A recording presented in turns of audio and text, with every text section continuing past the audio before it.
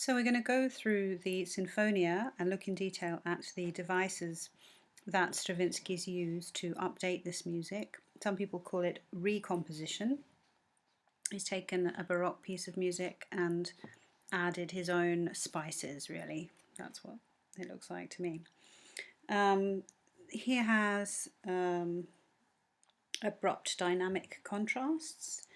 He emphasizes the syncopation through his use of articulation, lots of accents, and specific bowings. He adds notes to Baroque type harmonies, sort of added notes, creating rather unusual dissonances. And he also has some unsettling shifts of meter. So let's have a look at some of those. So the tune is harmonized with some added notes in this first page. Let's find some. So here's the tune. The tune is on the violin and the orchestral violin, and it's doubled on the viola an octave lower. Let me just zoom in. So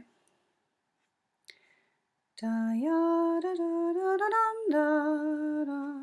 there should really be, hang on, let's have a look at that.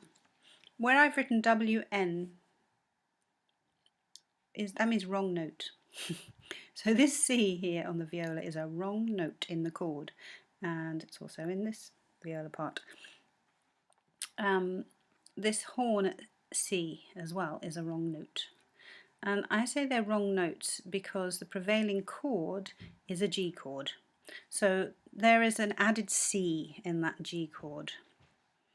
There's a G with a D in the bass, obviously. So we've got G, B, B, D, B. Yeah, it's a GBD chord, but it has this added wrong note, which you can see in the horns and in the violas, okay?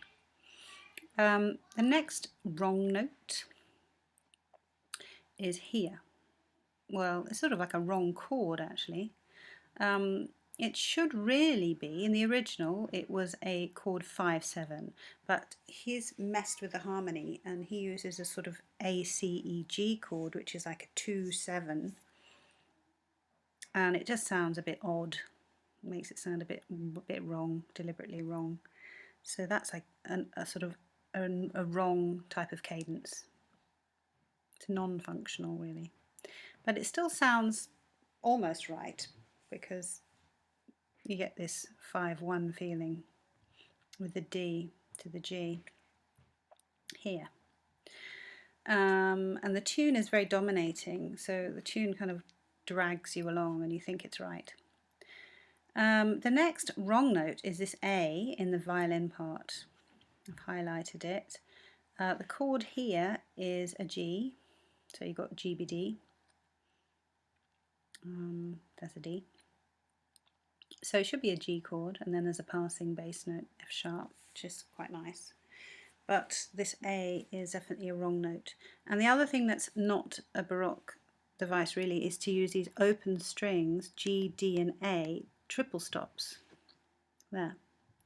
Triple stops on open strings, very sort of harsh open sound. And then you've got double stops in octaves there, which wouldn't really be very common in the Baroque period. And then the final cadence 5B to 1, which in D, so he modulates by the end of the first page to the dominant. He emphasizes the syncopation by having everybody have the same rhythm, almost, apart from the cello and double bass. But almost the whole band has da da da, and that creates a sort of heavy, sort of syncopated emphasis. And here as well, da da da. The only person that's not homorhythmic there is the cello, really. Okay, so that's page 1. Just sort of have a look at all of that. So page 1, the opening of the sinfonia, including a couple of wrong notes, this C here and this A here, and then a sort of wrong chord where it should be chord 5, it's chord 2-7. So it goes 2-7 to 1 at that cadence. So that's a cadence in G, perfect cadence, sort of perfect cadence in G, and then there's a perfect cadence in D at the end of the 4th bar. Okay, so page 2. What have we got on page 2? So this is the original tune, this solo oboe melody at the top.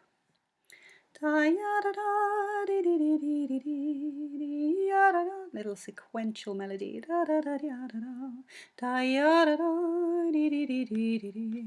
the next bit? There.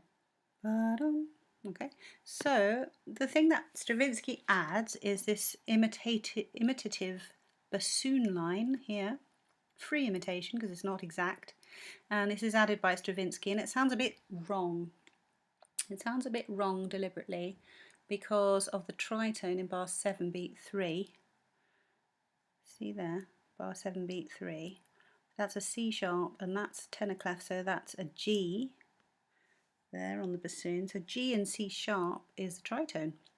It's the most dissonant interval you can get. So it's in functional music it has to be resolved correctly, and if not what's happening in this case. So that use of that dissonant tritone there sounds quite spicy and odd when you hear it. It's like, oh, that sounds funny. Sounds kind of baroque but kind of wrong as well. Okay, so next feature we're going to look at is bar 10. Oh, by the way, the texture here is polyphonic because there's this melody with imitation here, plus a lovely counter melody on the cello just there, and suspensions there. So, bar 10, we've got offbeat accents on this kind of D there on the horn. So he's accented his syncopation, this repeated D, and also there's some offbeat accents here on the cello, weak beat accents. Ba-dum, ba-dum, there as well. Okay, so this has a little tiny weeny bit of the original type of texture, except for there's no basso continuo, but that's a bit like a trio sonata texture there because you've got the 2 violins in thirds with a dum dum dum dum bom bom, the bass line in sort of quavers. So that texture there is what the original texture would have been like, plus a keyboard filling in the chords. But we hardly ever get that texture in this recomposition of this original trio sonata. Okay, so the next thing we're going to look at is bar 14. The cello and double bass doubling, and just a solo cello and double bass are doubling the bassoon bass line, but they've got sforzando marked and marcato or marcatissimo accents, and they've got a crescendo leading up to the cadence, but suddenly they stop at the cadence, and instead of a sort of final sounding cadence, it's P subito, immediately soft, and they drop out. There's no downbeat, which sounds deliberately odd and weak. It's supposed to be comical. So dum dum dum dum dum dum dum. This line is to indicate the end of the A section. In a binary form piece, usually there'd be a double bar line there. And then the B section starts in the dominant key. So it's the same tune, but it's in D major. At the end, we get the original tune back in the tonic, which is why it's rounded binary form. That's what the rounded is. That's the original tune back in the tonic. This bar is added by Stravinsky, sort of extra bar of music, because he likes this figure, da-da-dum, da-dum, da-da-dum, da-dum. So he keeps repeating it, sort of like, you know, insistent repetition of motifs. And then there's repeated down bows on these open string double stops. Ja, ja, ja, ja, ja, ja, ja, ja, ja. So this syncopated accompaniment here is emphasizing the syncopation with the use of repeated down bows. And also the texture is very interestingly contrasting because you've got tutti here, everybody playing, and suddenly only two instruments, the solo violin 1 and violin 2, and that is quite a huge contrast. And then back to the original music with tutti again there. Now, bar 24 to 26, you have a cycle of fifths. Oh, here's a little rising sequence there, and then the solo cello starts the next little tune. So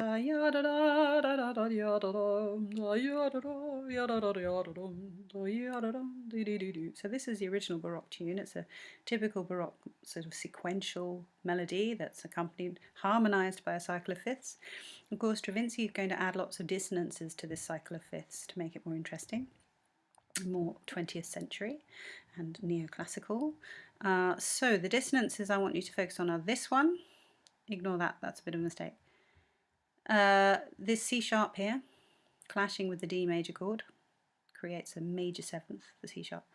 And then this A here clashes with the G chord, A is the ninth. And then this F here clashing with the E minor chord, that's the seventh of E minor. So this descending scale on the violin sort of, he gets away with it because it's a sort of scale. Because of the use of the stepwise movement, he can get away with these unprepared dissonances. But they do sound quite un-Baroque, and they are. They're not really Baroque because they're unprepared and unresolved. Then he has accents on weak beats. Yada-dum, da-dum, yada-dum, da-dum, da-dum. These accented weak beats. Again. Bar 32 is our next exciting moment. There's a little three-part texture just there, which is nice, descending sequence. This bar is particularly full of performance directions, which is a very 20th century thing. You hardly ever get any performance directions in the Baroque music. If you're lucky, you get a P or an F. But certainly none of these sort of articulation markings, these accents, mezzo staccato marks, sub meno F e leggero, suddenly subito, suddenly meno less forte, and leggero light. Light. So he's having a sort of contrast of dynamics, extreme contrast, and repeated down bows, ja ja ja ja ja ja ja ja, to emphasize the syncopation. And then that's loud, and then suddenly we go soft on the next page. So that is bar 32. And he's also added an extra beat in bar 32, just there.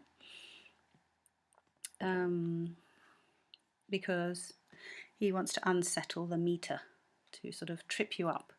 Don't forget this is actually ballet music. They would have been dancing to this, so there would have been some sort of reason to add a beat there, some dramatic reason. He would have tripped him up or something.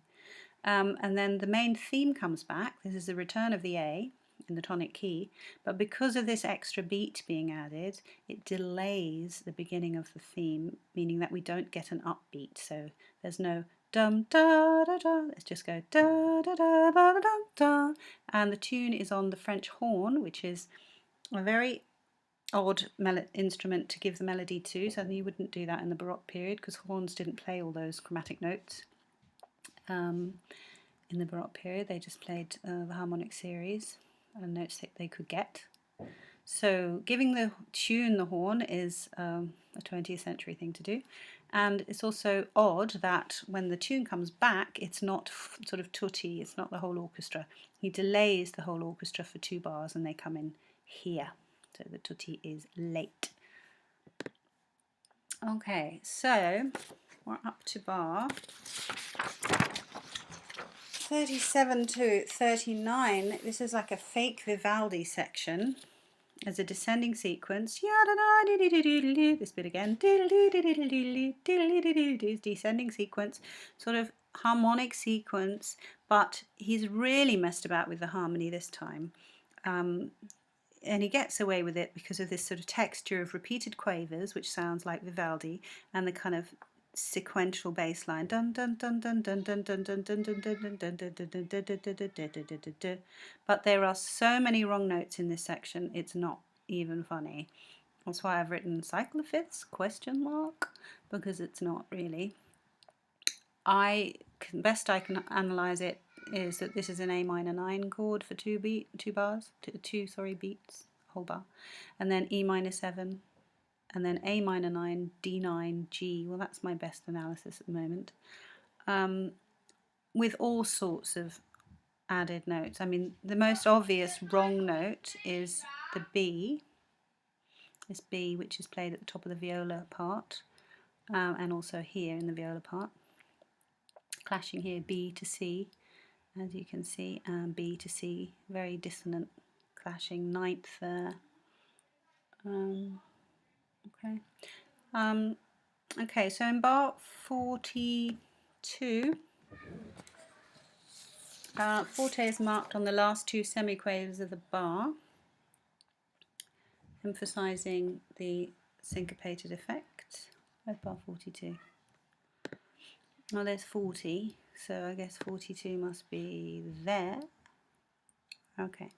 Ah, yes. So this is the final phrase. Da da da da da da da da da da da. So it sort of emphasizes the last two semiquavers, well, the beginning of that phrase, which is a strange, odd thing to do. It sounds a bit unmusical. And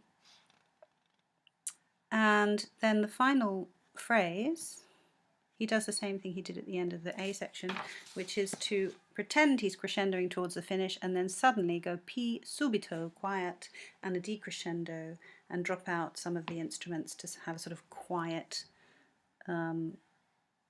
ending. Dum, dum, dum, dum, dum, dum, dum, dum, dum, like that, which is for comical effect.